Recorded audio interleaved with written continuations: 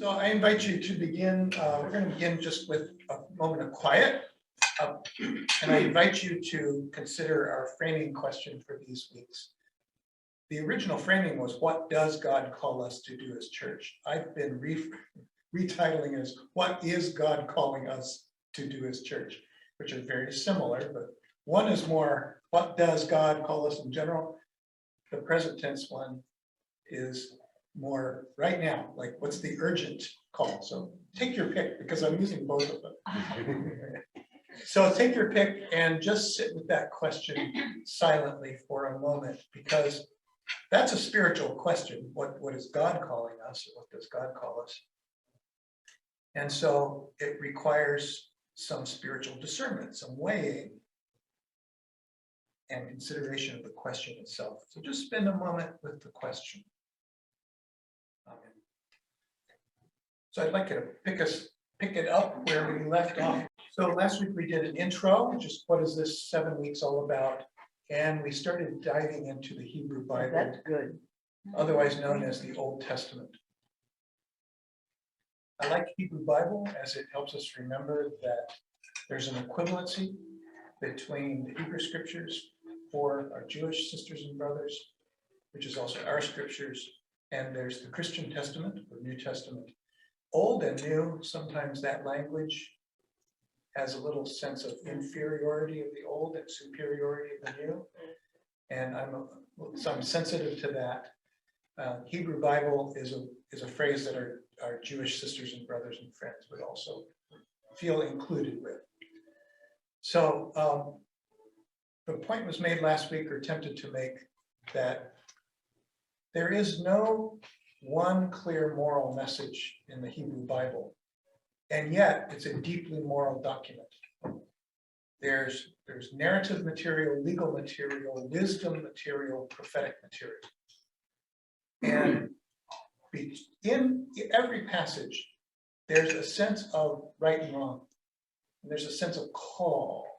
Like, what are we supposed to be doing based on the nature of God and the nature of what's best for creation? And yet the Hebrew Bible doesn't speak with one voice about any of that. I was thinking an example today is polygamy. Hebrew Bible, polygamy. Yes or no? Yes? Yes. No? Yes. You can read into that question almost anything you want in the Hebrew Bible. And if it was good enough for Abraham, Isaac, Jacob, if it was good enough for Isaac, it's good enough for us. A lot of African Christians have come to that conclusion, that there's warrant in the Hebrew Bible for polygamy. And so some African Christians practice polygamy, and they have the Hebrew Bible on their side. Even the New Testament has a verse about deacons.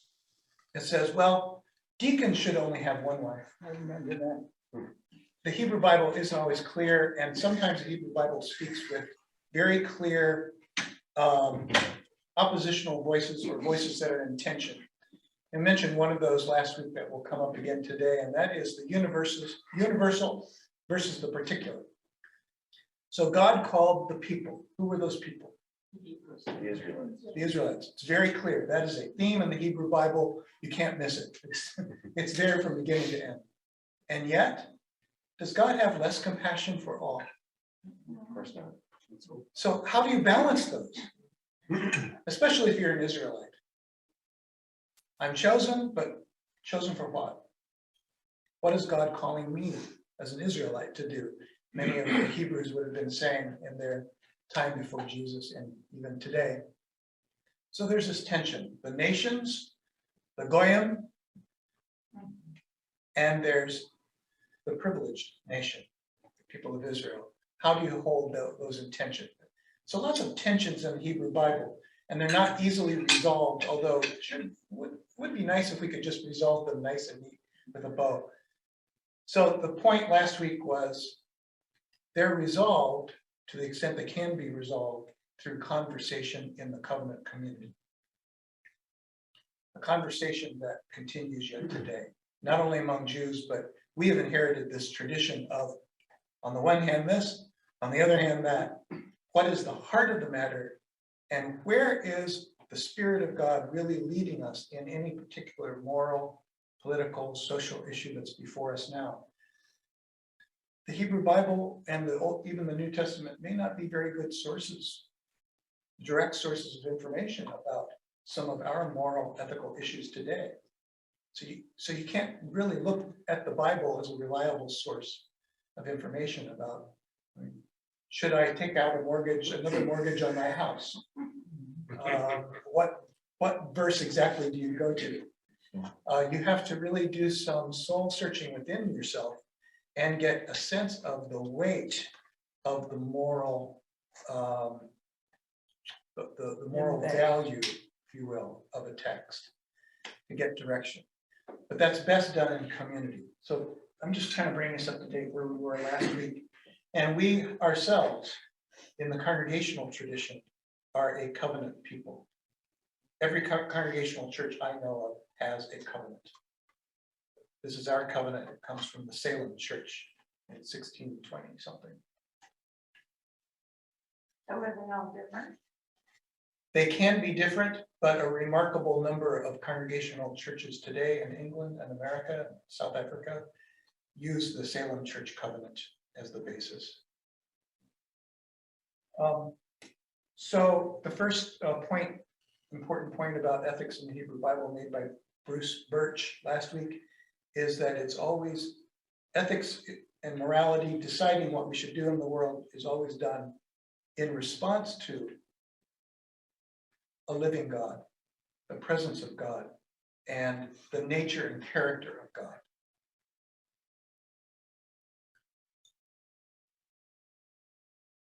And that this God is always self-revealing.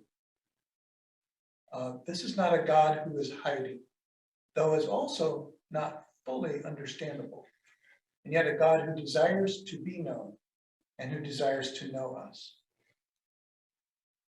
One thing you get an idea of reading the Hebrew Bible, the legal material, is that God seems to take sides.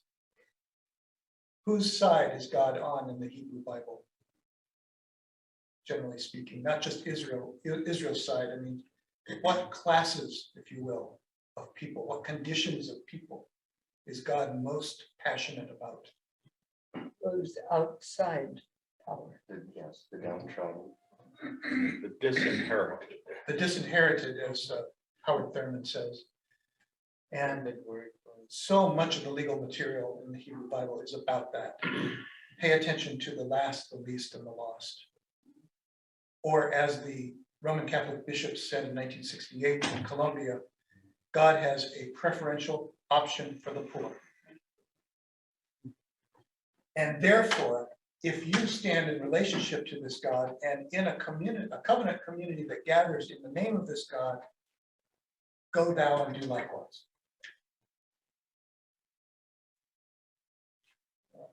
Skip that. And again, this tension between the God of the particular and the God of the universal.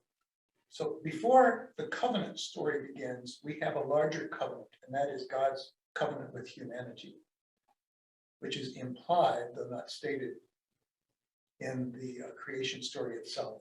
And human beings aren't just created morally indifferent or with an ambiguous value. Human beings are created and named and celebrated as good. In fact, the whole creation in Genesis 1 is named good. Good, good, good. And I know the fall story can be understood as how it all unravels. It can also be understood as God giving humanity moral agency to decide what's best for you in light of your relationship with this God of love. Skip all that stuff. Okay, this is where we left off last week. Wisdom literature. So again, the Bible has narrative material, legal material, prophetic material, and wisdom material. Wisdom is found in Psalms, Proverbs, Job, Ecclesiastes. It's basically asking the question, what does it look like to live a good life? And a good life is always lived well in relationship with others and with God, not only a life of pleasure and delight, comfort for yourself. So Bruce Birch makes the point that the Psalms and Proverbs do make a general point that the successful life is one lived in harmony with neighboring society. So it is not simply an individualistic or materialistic epic. Now that's a very broad summary of the wisdom material in Psalms and Proverbs, but that's all we have time for. And he also says that, again, this moral ambiguity is always present in the Hebrew Bible. Job is there as if to remind us that no good deed goes unpunished.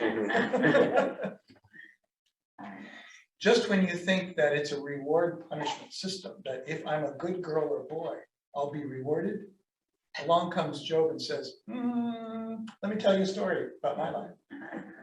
It wasn't so, and yet I clung fiercely to this God of love and trust, even when every good thing I did just seemed to get me in worse trouble.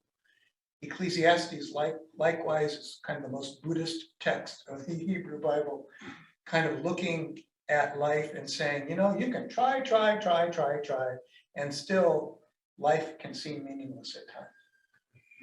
So eat, drink, and be merry. Yes, Ecclesiastes. All we can. So I'd like you to think critically here for just a moment. We're getting into the narrative material here in the Hebrew Bible. Remember our friends Cain and Abel? I had to reread the story this morning to get it in my head. Cain is okay, I got the text here. Let me not make it up.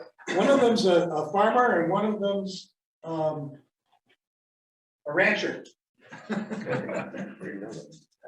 you remember? Yeah. No. I didn't remember until this morning. Abel was a keeper of sheep. Okay. By the way, Cain came first. Abel came second. That's important too. Abel is a keeper of the sheep, and Cain is a tiller of the ground. Okay. The classic American West farmer versus the rancher, right? In the course of time, Cain, that is the farmer, brought to the Lord an offering of the fruit of the ground. And Abel, for his part, brought of the firstlings of his flock, their fat portions. And the Lord had regard for Abel and his offering. But for Cain and his offering, God had no regard. This is really too bad. What is that about? Too bad. Life ain't fair, dude. From there, it says Cain was very angry. I think we might even understand that as jealous. And the rest is history, the first recorded murder.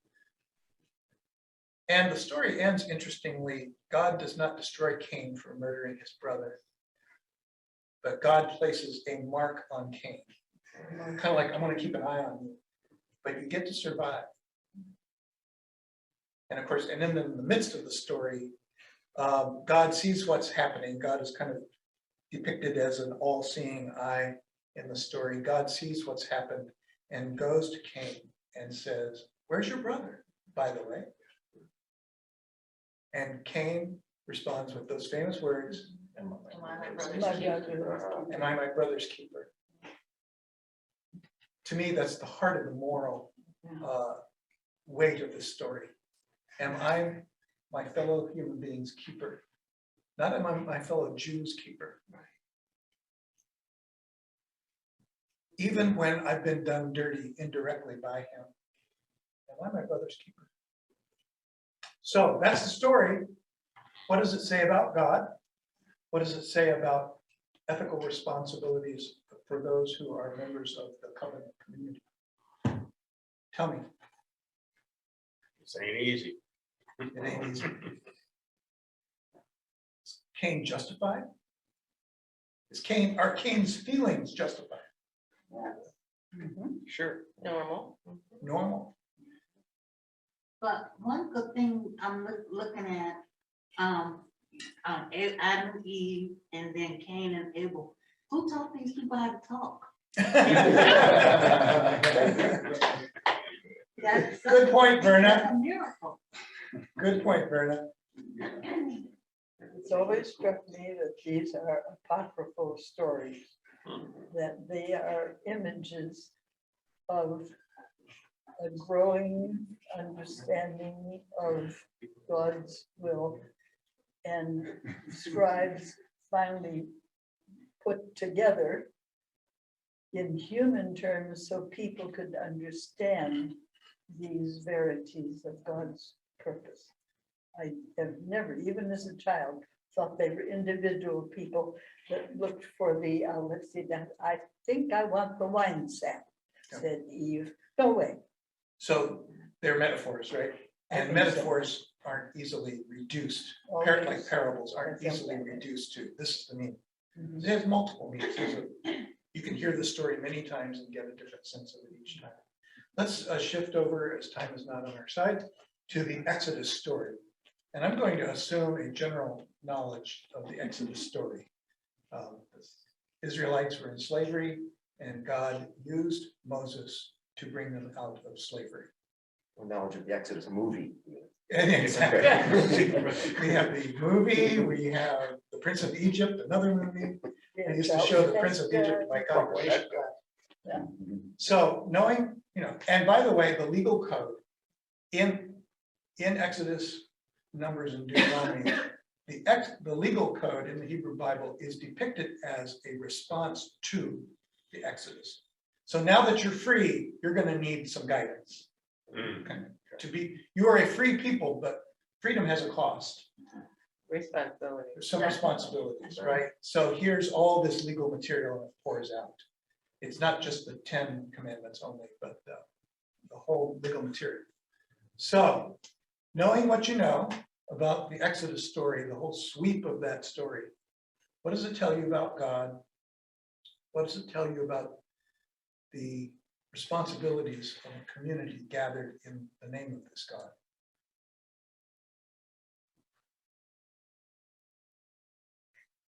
I think there's a lot of trust that God places in human beings, Is high it, expectations. and is it always warranted? I mean, no.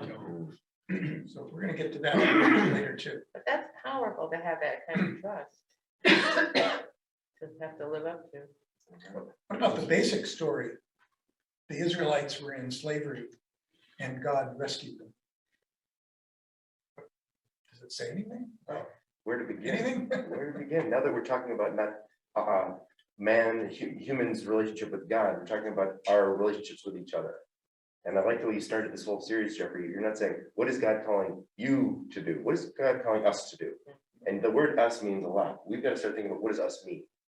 Are we just one tribe? Do we owe, more to just Winnetkins or Illinoisans or Americans, or are we all just one community? And we all owe the same justice, love, and forgiveness to every human being. So where to begin?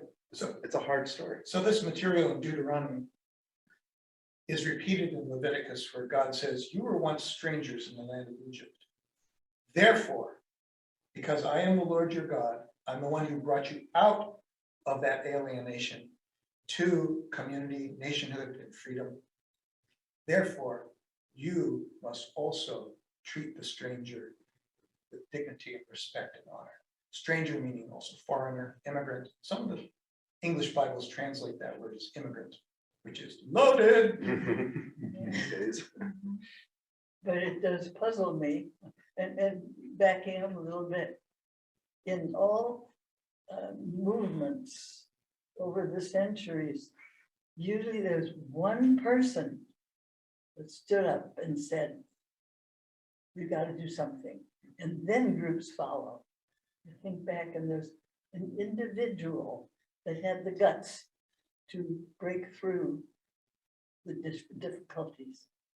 And yet Moses doesn't think he's up for the task. Yeah. Right. He says, why me? And, I've got a brother here, Aaron, he's a much better public speaker, really. Yeah, he kept saying that. He kept- Right, that's right. He kept saying that he was the Yes, Leanne, please. I've always seen Exodus as a really good example of the covenantal relationship between God and God's people. Because it goes both ways, you know, when God covenant is rights and responsibilities going back and forth. And yes, he rescued them, but then they had some duties and obligations. And then when they fall down on their side of the deal, God gets pretty angry. And then there's this cycle of forgiveness and reminder, and then they fall down again.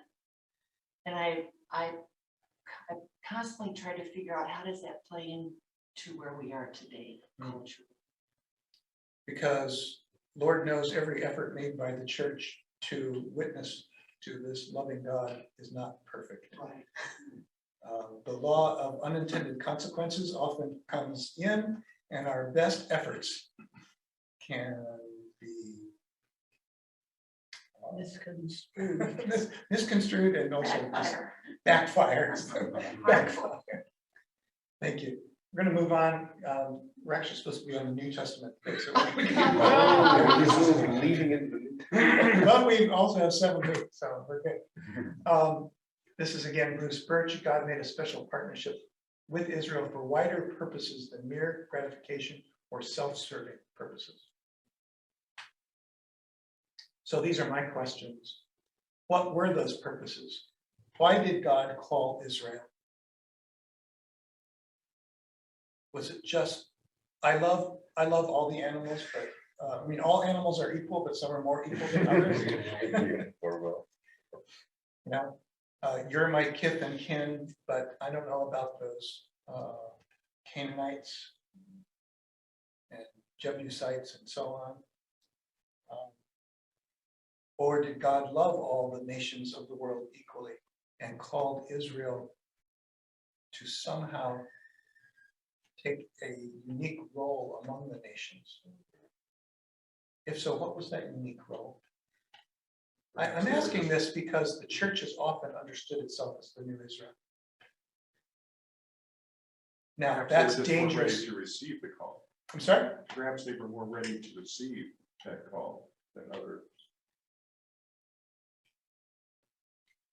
As the church has considered itself the new Israel and Jesus as the new Moses, this is dangerous territory, however, because what does it say about the old Israel and the original Moses? Again, it sets up that sense that the church has superseded Israel, that the New Testament, the covenant of grace for all through Jesus Christ, is a superior covenant to the Abrahamic covenant. So this is dangerous theological territory because it is the very basis of 2,000 years of Christian anti-Semitism. So we're going to talk about that in a moment. But nonetheless, the church has often understood itself as the inheritor, not replacing necessarily, but an inheritor of this covenantal theology. More like, as God called Israel, so God calls us uniquely to be God's people. But why? For what purpose?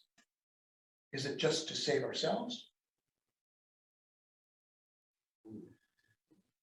But why would God choose such a small portion of the planet for this message? It strikes me that creates a big problem in itself, because it creates them feeling superior to others because they were the ones who received the message, and the rest of humanity then therefore didn't. Or I mean, it just strikes me that I can't see why God would do that. Well, there's one people to be chosen, right? But why would They God were- choose? but Because no that creates matter- acrimony. Perhaps bring God them was no matter- smarter than you are. But I think it's interesting. Well, I'm sure God's smarter than I am. A lot of people are smarter. If you take a look at history, a lot of times you have one person who all of a sudden feels a call, who has an inspiration and feels a call, and brings along a group of people with them. And that has a tremendous impact on the broader population. That happened with so many, I mean, you think about so many people. So the common answer to this question that's given by theologians and is found in the Hebrew Bible itself is that God called Israel to be a light to the nations. Isaiah 60. That's And thereby sort of be like the porch light, attracting the moths in summertime, right? We're going to be a bright, shining light so that all the nations will come to God, not just believe in God, so when they die, they'll go to heaven, but to this unique God of love and justice. Yes, Jane? I was gonna say, I sort of like Leanne's idea too, that it's a repeated calling on God's part to us not totally responding perfectly, but the repeated forgiveness and calling again of more people. And I think what Carol said is really true about a leader, a light, as you said, attracting a good movement. Last week we mentioned how there's this tension in the Hebrew Bible between tolerance for the nations, foreign nations, goyim, and accommodation, tolerance and accommodation, and a sense of being set aside and set apart in terms of not being allowed to intermarry and so on. It's like we are going to be a unique people. That's one side. The other side is there's an awful lot of sharing of cultures in the ancient Near East that's reflected in the Hebrew Bible. A lot of borrowing back and forth between the Babylonians and the Persians and so on. The other questions I have here is, were those purposes limited to the welfare of Israel? And what did it cost God to take on Israel as a partner in this project? To say, okay, over to you, all of failed, faulty people, over to you. I'm going to trust this mission of healing, redemption, justice, and love. I'm going to trust it to mere mortals. What's the cost of that? The potential cost It to seems God. to me that God had to work really hard to So do many that. times he's angry. Yeah. So it costs a lot of patience Yeah. and to continue teaching by example. And that the whole project may fail, it may collapse. But it didn't. Well, But there's Yeah. arguments on both sides. I always thought what was really, really interesting is all of Moses's arguments with God. What does that reflect? What does that mean for us? So yes, Moses is free to argue. This is a God who invites and welcomes and tolerates not just conversation, but a wide range of emotions. And if yes is an option, then no also has to be an option. It wasn't blind following on his part. It Right, was it's not like, blind following. Yeah, I like to think too of Jacob wrestling with God. Mhm. You know, we all wrestle mhm. with this, and it's not easy. It's a very intense relationship. So we're going to move into prophetic literature now. So we get out of the Old Testament before 2023. The prophets were both part of their community and spoke to their community. And they also enacted their message in the way they lived. So I've got these two examples. This is Nathan telling David, the king, what's up. After David has his affair with Bathsheba and both cover it up and to have Bathsheba all for himself, he sends Bathsheba's husband Uriah the Hittite into battle, into the front lines of battle, where David had to know that Uriah would die. Nathan hears about it. He's the court prophet. His job is to speak the truth to the king. And he goes and tells David a little story about a man who did a terrible thing to one of his sheep in the field. And David said, well, whoever that man is, he deserves death. And Nathan the prophet points at the king of Israel and says, you are the man. You are the man. Another great line from the Bible. You're the one. It's not somebody else, David, it's you. And I don't care what you're going to do to me. because I spoke the truth to you. And then sometimes the prophets actually lived what they preached. They walked the walk as well as talked the talk. And a good example is from the book of Daniel, when Daniel and his friends Shadrach, Meshach, and Abednego are told to eat meat that's been Kosher. Not kosher. been blessed, been offered to idols. Thank you. Been offered to idols. And they said, we, in the name of the one God, we will not eat this meat that has been offered to the idols. And so they become vegetarians. It's a children's book, as you can see, but behind this is a message that the prophets often had to enact. Well, back then they did a lot of shedding of the animal's blood. Mhm. They killed a lot of different animals, pigeons and Mhm. goats and rams Mhm. and and I don't know if they were out of control or something, but they did a lot back in that first part of the Bible. Right, when the temple was standing, yes. Mhm. And Daniel says if that meat is consecrated to the God of Israel, fine, but not to these other so-called gods. So the prophets spoke to their own nation, calling them to live this moral life of the God in whose presence they existed, to especially defend the orphan, the widow, the foreigner, the most vulnerable. That's a fairly key message in the Hebrew Bible.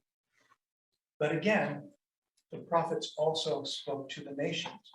So there's a great deal of prophetic material that is not spoken to the rulers of Israel or the people of Israel or the whole nation, but that is spoken to the foreign nations, which is another way of saying that the message of God, the reality of God, is not just for the Hebrews, it's for all.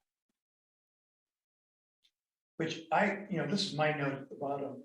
I mean, it almost suggests that this notion of universal human rights found in the Universal Declaration of Human Rights issued by the United Nations in 1948, that there's something to it, that there's something about the inherent worth and dignity value of every human being that deserves to be protected by all human beings, especially those who, as people of faith, see this as sacred and holy.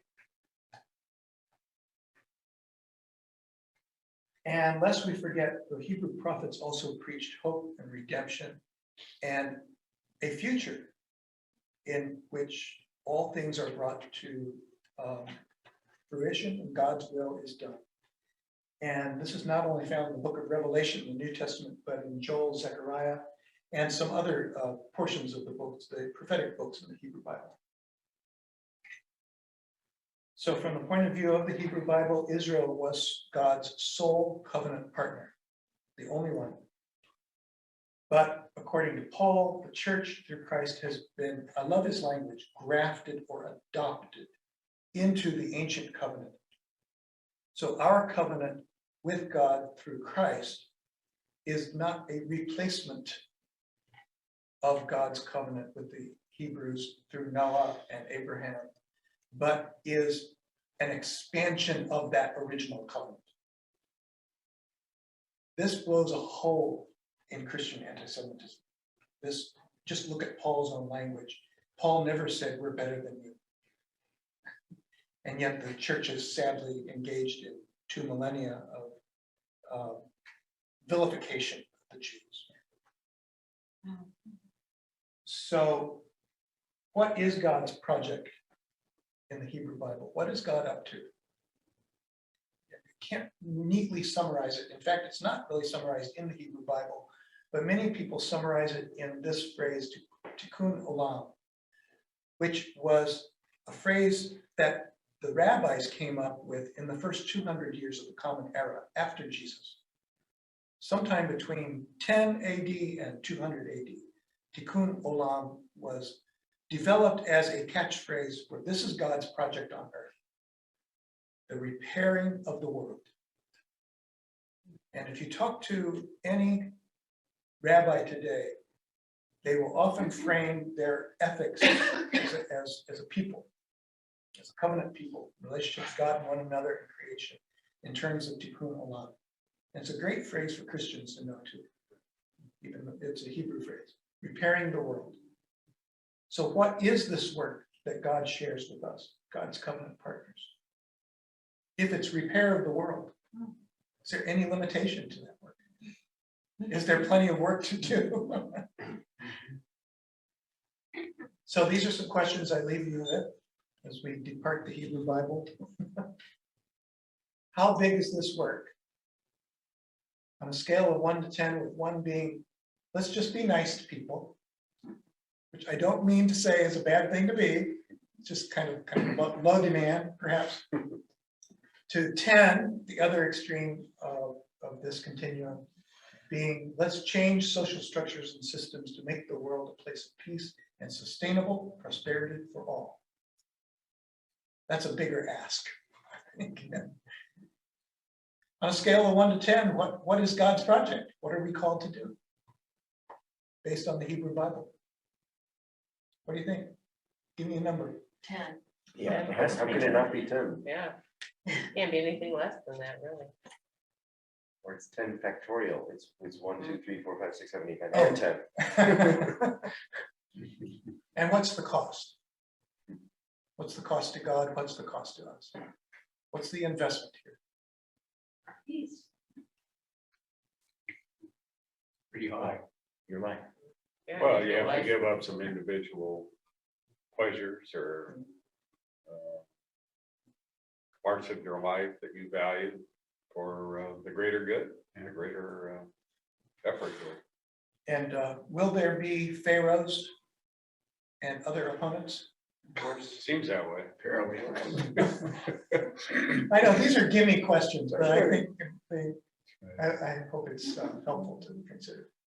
The seeking of pleasure, the seeking of pleasure seems so innocent. And yet, as it goes into a more vast concept, pleasure orientation brings about a selfishness that is destructive of this goal. And magnifies it more and more as people with increasing wealth become insulated with, as it were, the best spirit in the world, ignoring the agony of the greater world. On the other hand, not all pleasure by itself isn't bad. I mean, Right. we want people to have pleasure. I mean, that's part of the saving the world, so that more people can have more pleasure. I heard a discussion the other night, a researcher who's done research in happiness. Uh-huh. And he said the factors related to happiness are family, friends, faith, and work.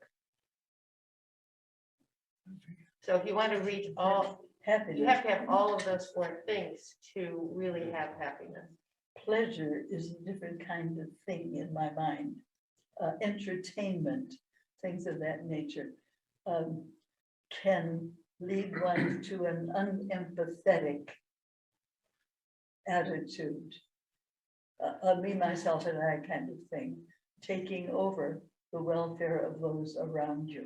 A good point. A Lenten This is prayer. really It's good. taken to extreme. That's what I'm talking It's a about. very good conversation, like, with this struggle, with the struggle that's before us, is there joy in it? Do you remember the old Peace Corps commercial? Going way back to my childhood. It's the toughest job you'll ever love. Oh, yeah, I remember that. I often think of any work that's worth doing. It's going to be hard, it's going to be rewarding Mhm, at the same time. mhm. Yeah, you're right about that. That's right. Yeah, I agree with Lois Eve and Paul, because making someone else better or happier is not going to make us feel worse. It's not a zero-sum amount of happiness in the world. We're going to share it and it's going to grow. Mhm. So giving, helping others, isn't that just as rewarding to you? They give you the great choice. That's part of gratification. But Oh. is it on the good side? Mhm. What I'm talking, the idea of pleasure for its own sake can lead to, and it really depends on the extent to which you can be empathetic. Mhm. And without it, you become what I would call a sick person. They used to call it in psychology, a character disorder, the inability to empathize with another person's feelings, which leads to probably a charming personality. Are we thinking of anybody right now? But an absolute lack of concern for how one's attitudes or seekings injure others.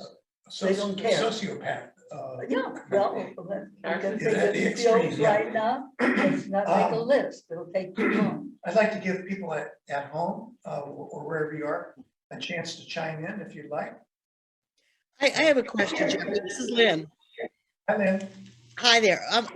When you go back to your question about what is our responsibility on a continuum, and number 10 is to change systems and structures. How do we make that work with the whole idea of the separation of church and state?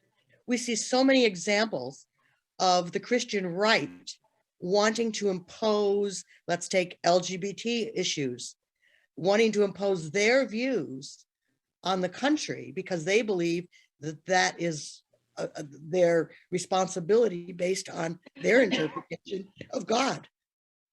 Thank you for that. If we're changing systems and structures, that gets kind of dicey for me.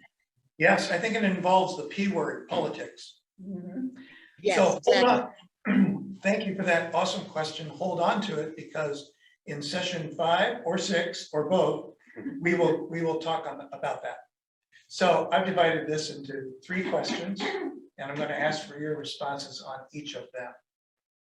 Who was or is he? What did he do? What did he say or teach?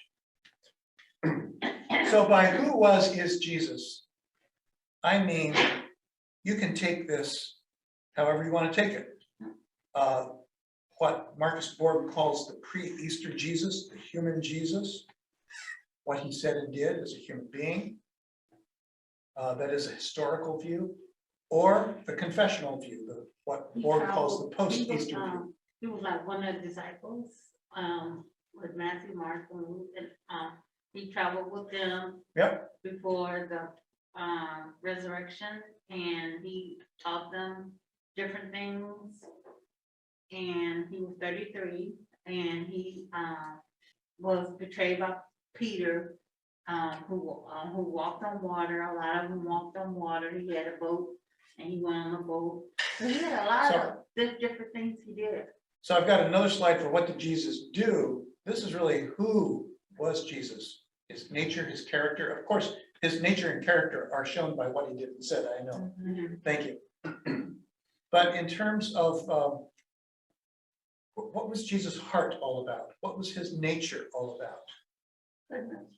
He really had a heart for the poor. Really had a heart for the poor. A lot of people think that Jesus might have had in mind the Hebrew prophets. By the way, Jesus knew the whole Hebrew Bible that we know today. It was pretty well set, those 39 books. Well, I as think in- he was kind of a mystic that had an incredible relationship with God and really was kind of, I think he probably knew the Hebrew Bible so well. He really had a sense of what God was really asking people to do.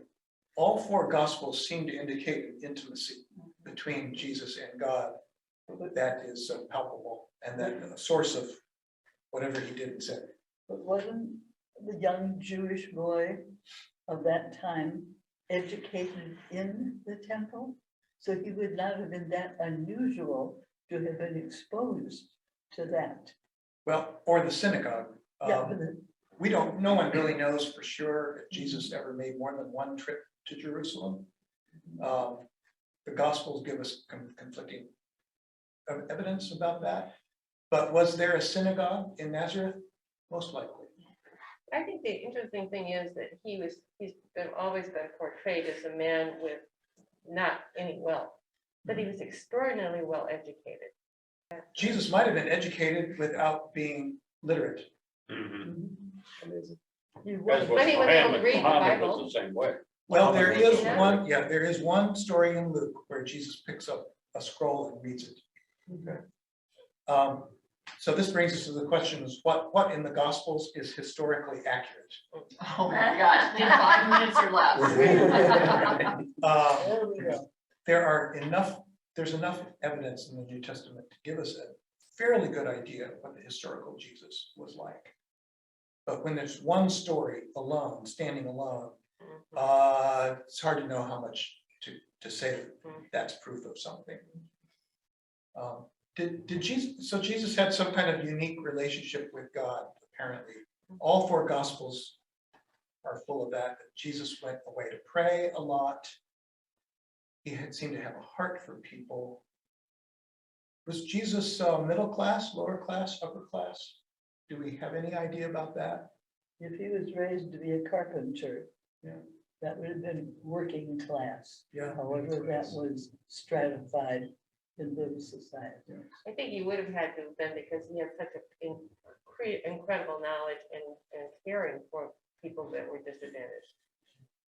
So most scholars agree that Jesus was probably a working class person because most people were working class. I don't think there was a middle class. Right, was there middle class? Yeah. We know there was an upper elite. Right. Do you think Jesus was politically aware Oh, Wow. yeah. Oh, yeah.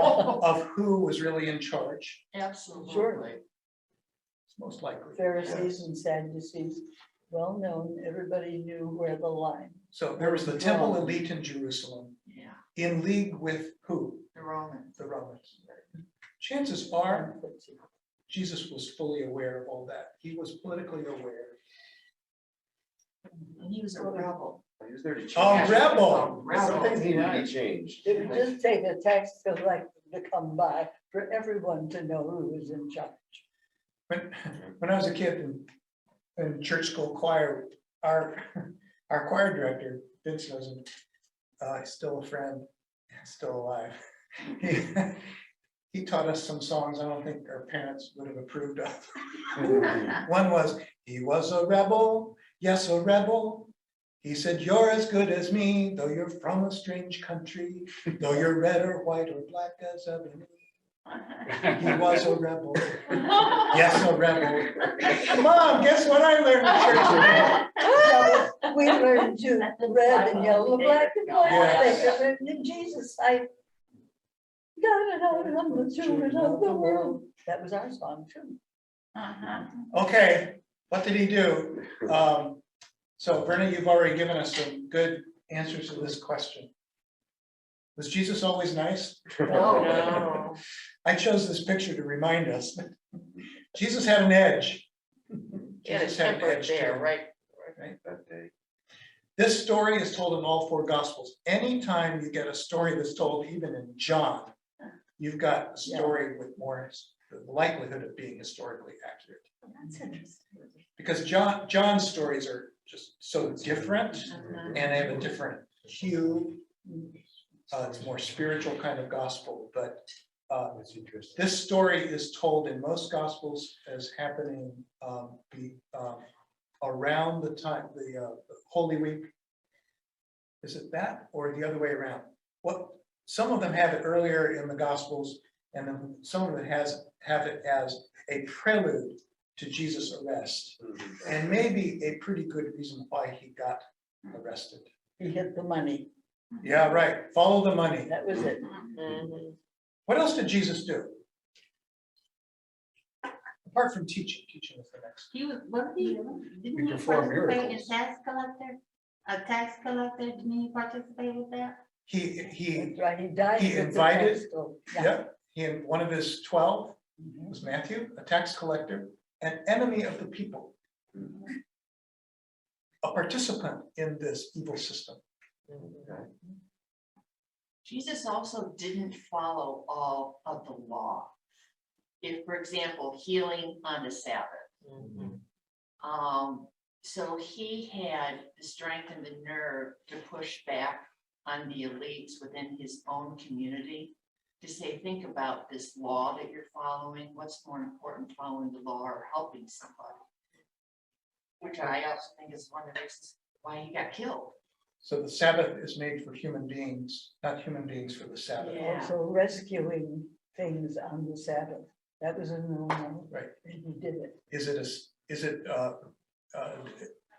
Are you disobeying the commandment about the Sabbath to pull a neighbor's donkey out of the well on the Sabbath? Yeah. Was a traditional question. Jesus was very clear what side that he came out on. Whatever fulfilled the greater will of God rather than the narrower written word, just to be on the safe side. Interpretation. It comes up to how Jesus valued life. In summation of many of these. And this is more about Jesus' teachings than what he did, but in these two parables, the parable of the Good Samaritan and the healing of the 10 lepers, in each of them, the Samaritan is the hero of the story. So the Samaritan was an enemy, a mixed race, mixed religious enemy of the Jews. Yet Jesus made the Samaritan the hero and the Good Samaritan, the hero, and the 10 lepers who Jesus heals. Then Only what about one. the woman and the woman at the well? And the woman at the well is Samaritan also. Thank you, Yes. Verna. In John's gospel, again, coming from another place altogether, but the point is still the same. Jesus spent, and the Canaanite woman, Jesus spent time with the Canaanite woman. And Jesus spent time with women. Well, Mary Magdalene. How- How And about women that? who were considered unclean.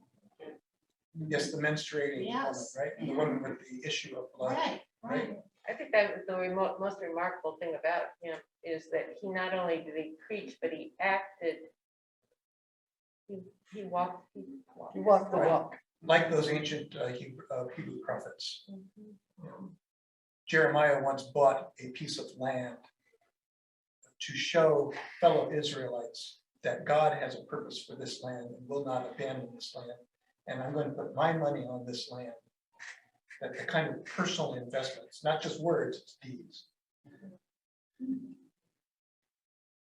Jesus' sayings and teachings. I don't think Jesus actually ever made the peace sign. There he is anyway. The Beatitudes. What about sum that? it up. There you go. What about the holiday that's coming up, like Lent, a lot of people eat fish. Yep. Fish, for the, Fasting. yeah, Yes, Yeah. and fasting. Yeah. yeah, And yet Jesus was not a big proponent of fasting. right. He was actually accused of gluttony. Really? Gluttony and mental illness. Look it up. Really? Someone from John's disciples come and say, John fasts, what about you? He says, no, I'm not really much into fasting. I'm more into doing God's will.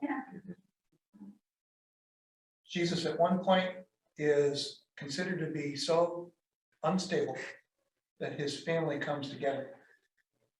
So we've come to take you home. Something's not right with you. Oh, Look it up. It's in the book. What else did Jesus have to say? What about enemies? love them. We Love love them. them. Pray for them. What about returning? How do you respond to evil? Turn the other cheeks.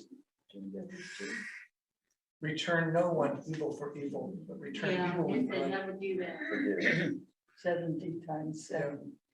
It's Jesus' message is in continuity with the Hebrew Bible, both the legal material, the wisdom material, the prophetic material, and yet he hammers it and lives it as it applies to individuals and the world. There's a phrase we use sometimes, kill them with kindness. Kill them with kindness, yeah. That is an aspect of that. In other Well, words, and God- take the punch out of things. Gandhi took Jesus' teachings and used the Sanskrit term satyagraha, love force. that you will not convert someone by hammering them with a hammer. You will only convert someone by loving their heart. It's the only way to convert somebody is through love, not by force. But love itself is a force. How do you think we get to Putin? How do we get to Putin? And on that question, we're going to have to, I leave you with this. I leave you with this Send today. him a note, tell him how much you love him. Right. Yeah, just be nice. Driving crazy. Just be kind, I'm sure it'll all work out. Yeah, it'll all be fine. On a scale of 1 to 10, with 1 representing being nice to people again, and 10 being a complete transformation of the world into the kingdom of God, which is the rule and way of God in the lives and hearts of humanity. What was the scope of Jesus' project? I leave you with this.